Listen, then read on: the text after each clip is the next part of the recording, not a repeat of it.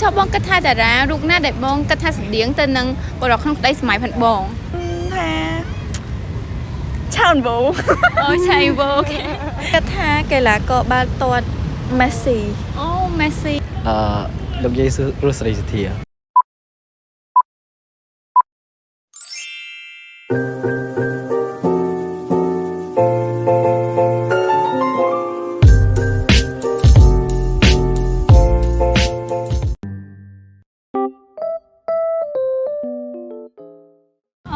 ើបងអាចជួយប្រាប់ថាបរោះបែបណាដែលស្ថិតក្នុងក្តីសម័យផាន់បងដែរ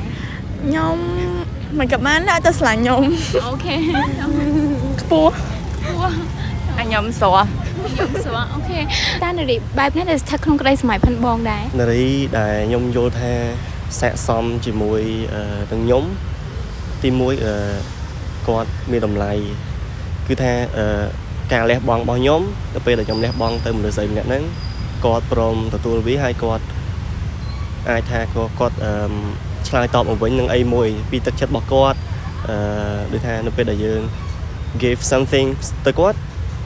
respond មកយើងដោយសកម្មភាពអីមួយអត់វា ignore សោះអញ្ចឹងអូខេហើយមួយទៀត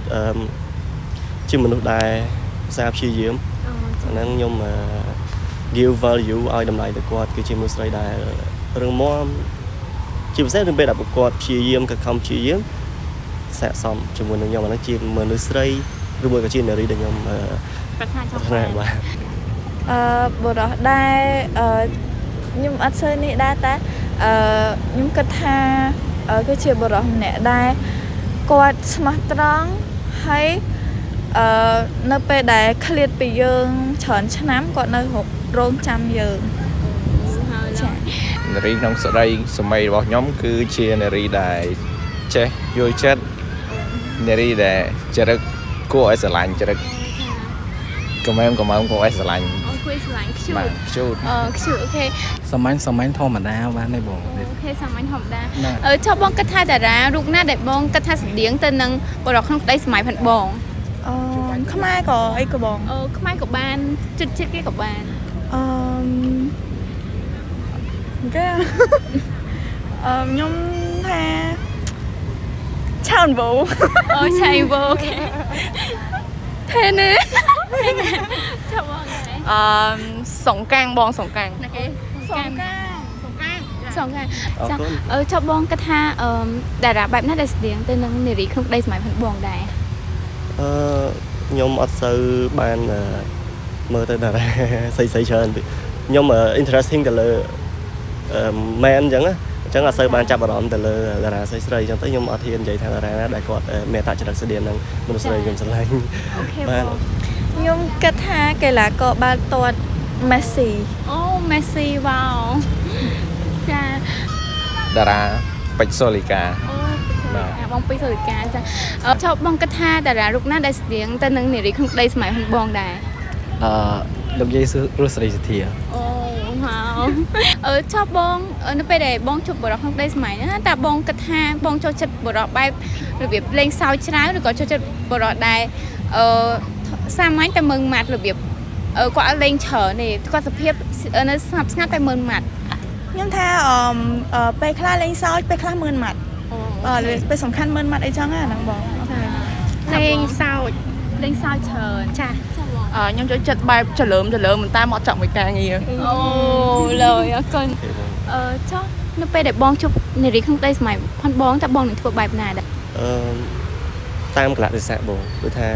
បើសិនជាយើងជួបគាត់នៅក្នុងសភាពណាមួយឬថាជួបគាត់នៅក្នុងសភាពសប្បាយ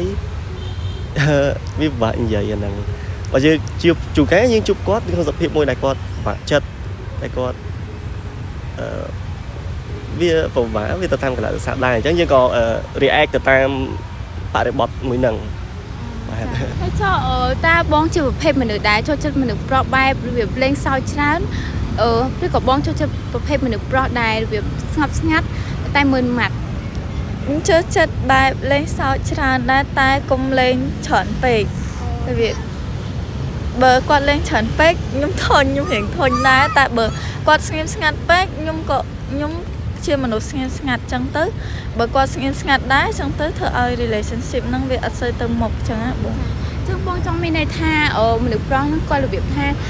គាត់លេងសើចដែរតែក៏គាត់មានភាពមើលម៉ាក់ក្នុងខ្លួនដែរចាចុះតា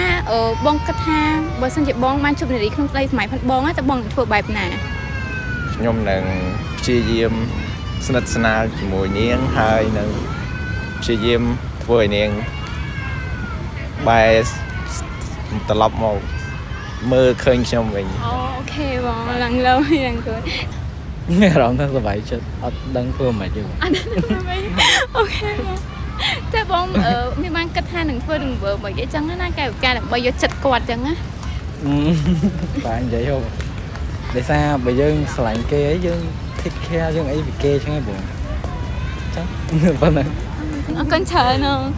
អរគុណច្រើនបងអរគុណ thank you បងអរគុណច្រើនបងអរគុណច្រើនបង